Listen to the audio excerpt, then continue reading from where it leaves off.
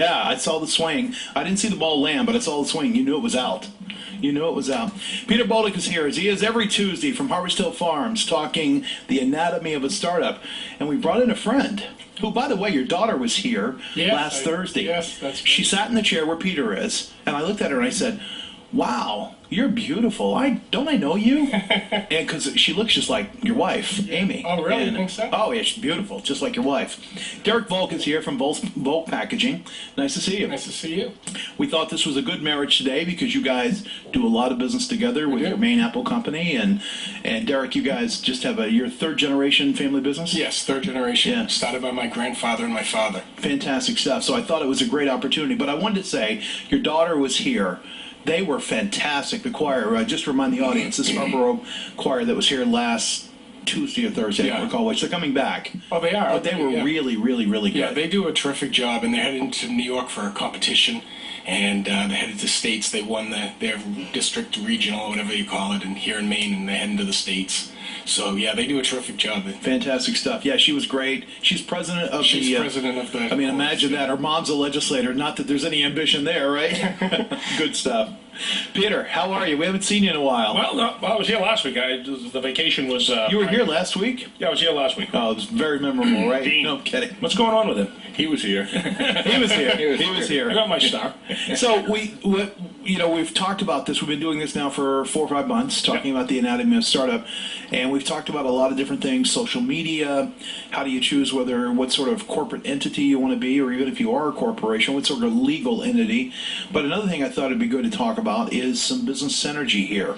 And you guys have been working together for a long time because of Maine Apple Company, and there are things that you can do as a business person, and sometimes they don't make sense for you to do them yourself, or you can farm them out, so to speak. So I thought we'd start with that kind of thing. Well, I think my relationship with Volk Packaging started with your uncle, Doug. Yes. And Doug is, I'm presuming that he sounds the family sentiments in terms of what it means to be in business in the state of Maine, and in fact has had conversations with me how important it is that we stick together and work together because we are such a economically challenged state. 1.3 million people, 32,000 square miles.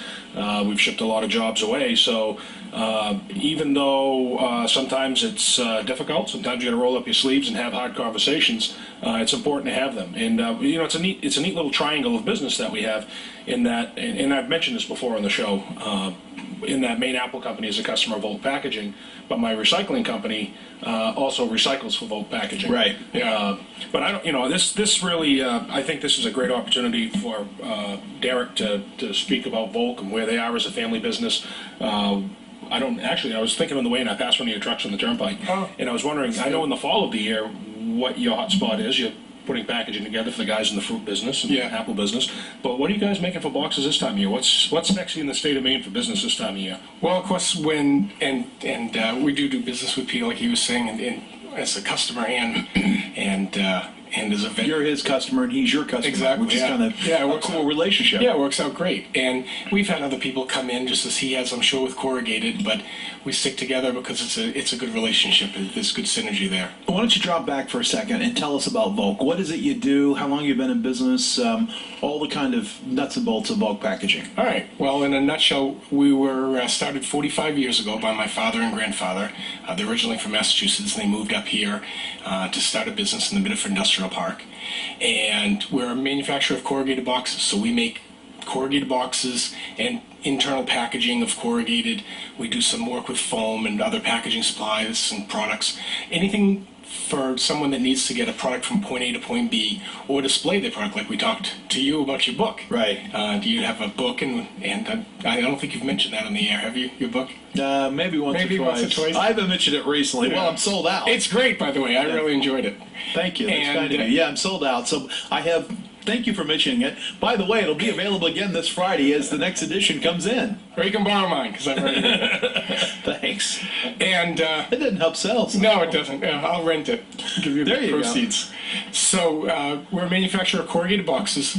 So we do boxes, displays, internal packaging, anything that someone needs to get products, apples, anything else from point A to point B. And we have our sales are primarily in New England. So we sell to Maine, New Hampshire, Massachusetts, Vermont, Little Rhode Island, Connecticut, And we have 8 sales reps throughout New England out there. It's tough. It's a tough business, as I'm sure the Apple business is. I know it is. Well, every business is tough right now. Every business is tough. And but we have a terrific group of people, and they do a great job. And we've been very successful. I didn't realize how big you guys were until I was at the intersection where Row Ford is, and all of a sudden there was this big yellow truck coming, and it said Volk Packaging on it, and I was like, wow, these guys are really, you know, I mean, your wife Amy talks about your company. You were named Citizen of the Year recently, I think. Yeah, something like that. Don't be humble. Don't be. We bragged about it on air. Yeah, Scarborough Leader, great person. There you go. Yeah. Scarborough Leader, Great Person of the Year. So that, which was great. Yeah. And so we bragged about it on the air when Amy was last here. But I said to her, I didn't realize how big your company was till I started seeing you hit semis with your name on it. That says to me, you're a pretty doggone big company. Well, and then Peter started talking about it, and then he started talking about the way that you guys work, where he's your company, he's your customer with the Apple business, but you're his customer with Reharvest, which is his recycling business.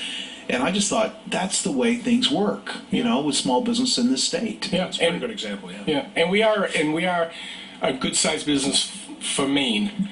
You know, we have 75 employees. We have 141,000 square foot facility, so it's a pretty good-sized building. Sounds like I should come tour it. You should come tour it anytime you want. Come on down. And but compared to our competitors, we're a tiny company. We're competing against multi-billion-dollar, Fortune 100 companies, International Paper, Georgia Pacific, big companies. So talk about that real quick, and Peter, we'll get back to you in just a second, but talk about that. Here you are, you're competing against companies that have resources that you don't have. How do you stay competitive? What are the things that you do, the basic things that you do to stay competitive and keep your customer base? Or maybe even another way, the way I was going to ask you, Doug, is, Derek, sorry. That's happened before. So you're dealing with Uncle Doug. What's the sweet spot for Volk Packaging? I mean, everybody has something in their wheelhouse that this is my niche, this is what we do well. Is it the fact that you guys are a smaller box shop as compared to some of the monsters of the Midway, and you're a family-run business and you have that kind of level of customer service? What's the sweet spot? What is it that makes you guys successful? Yeah, that's a good question, and we get that a lot because, again, we're competing against people with resources we don't have. They own the forest, they own the paper mill, they own everything from beginning to end, and they don't always have the need to make the money at the box level because they can make it upstream somewhere. And Biddeford is our world headquarters, as I like to say. So we have to be successful in Biddeford at Volk Packaging. And what we do to do that is we out hustle them. Our sales reps are very responsive, as you know, working with Russ. You're not going to get anybody more responsive than Russ.